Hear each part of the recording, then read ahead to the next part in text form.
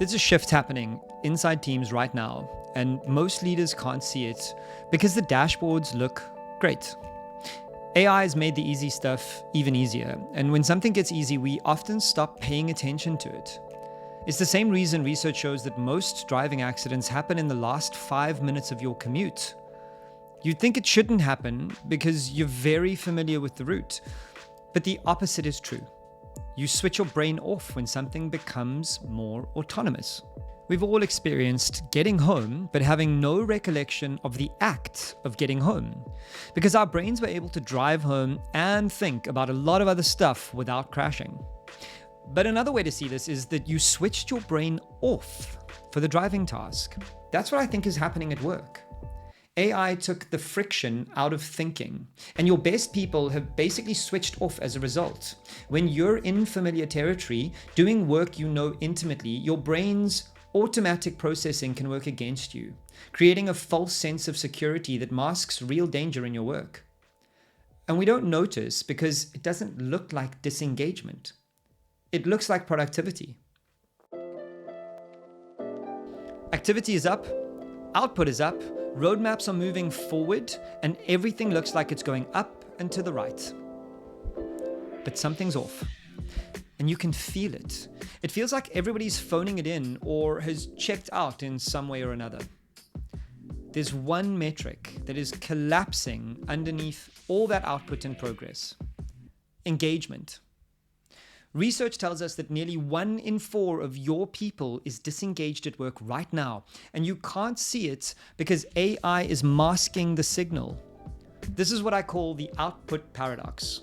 You become more productive, but at the same time disengaged in the work and your job. And to be clear, this isn't a vibe that I'm feeling. It's actually there in the data. ActiveTrack tracked 443 million work hours across more than 1,000 companies. And after AI was rolled out, email went up 104%, chat went up 145%, and weekend work went up 40%. But focus time, the thing that actually produces good work, hit a 3-year low. They gave this phenomenon a name: amplified work. AI doesn't reduce the load, it just lets you carry more of it faster and with less meaning attached. AI isn't the only culprit here. There are many reasons this happens in an organization, but I want to tell you about just 2 of them in this video. First, legacy incentives are moving your teams in the wrong direction and at the wrong speed. Misaligned incentives aren't new either. Stephen Kerr wrote about this in 1975. Organizations have known for 50 years that they were rewarding one thing and hoping for another. In 2026, we just built a faster engine for the same old mistakes. Thanks, ChatGPT. And second, curiosity dies and leaves people uninterested in deep work. Curiosity dies in part because of the first problem we just spoke about: misaligned incentives. More often than not, curiosity is never incentivized specifically in any organization, mostly because it's tough to validate and measure using old metrics and legacy thinking. So the Great Decline starts with curiosity dying, and curiosity doesn't just vanish overnight. It erodes slowly. Curiosity turns to boredom. Boredom turns to apathy, and apathy turns to indifference. And by the time you notice the indifference, your best people are already gone in every single way except their exit from your organization. And why? Well, because with AI, the easy version of the work is done in 10 minutes. Nobody is incentivized to explore the hard work. So people tick the box to put on a show and then disengage. Artificial intelligence will not kill your business. It's the other AI that you should be worried about: apathy and indifference. Around the office, you might start to hear phrases like "stay in my lane" becoming a war cry very silently. Teams waiting instead of initiating. You get this alignment meeting that crops up with no real ownership of outcomes ever presented. Output becomes the drive across the business at breakneck speeds.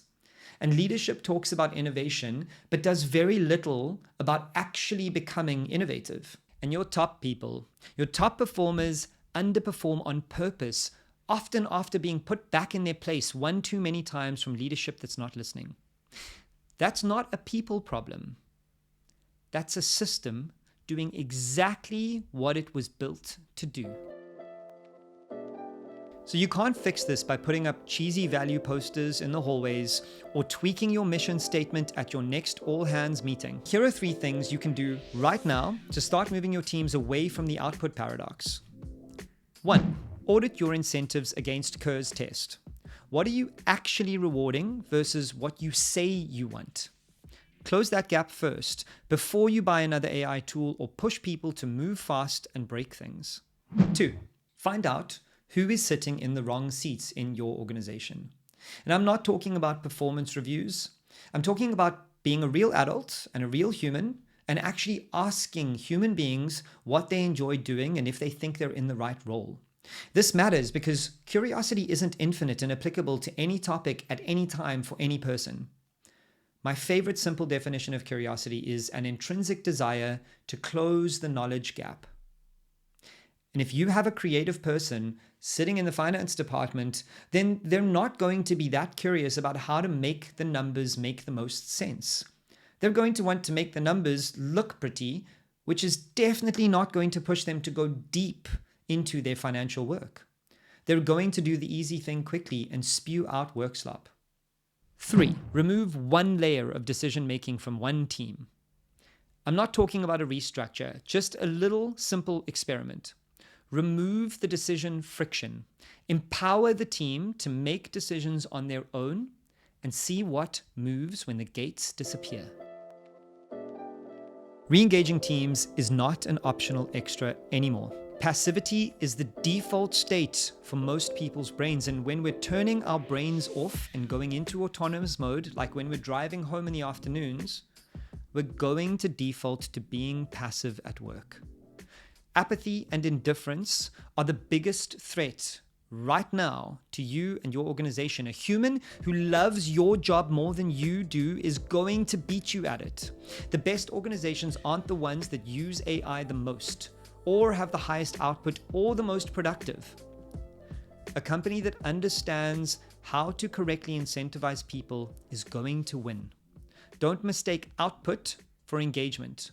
One goes up on a dashboard, and the other keeps people interested in their work. If this is playing out in your organization, I talk about this in full in my new keynote, The Output Paradox: How to Engage Teams in the Age of AI. If you've made it this far in the video, congratulations, and here's my offer to you. I want to do a free 10-minute version of this talk for 5 organizations, virtually or in person, depending on where your team is. Contact me by scanning the QR code that you can see right now or visiting the link in the description.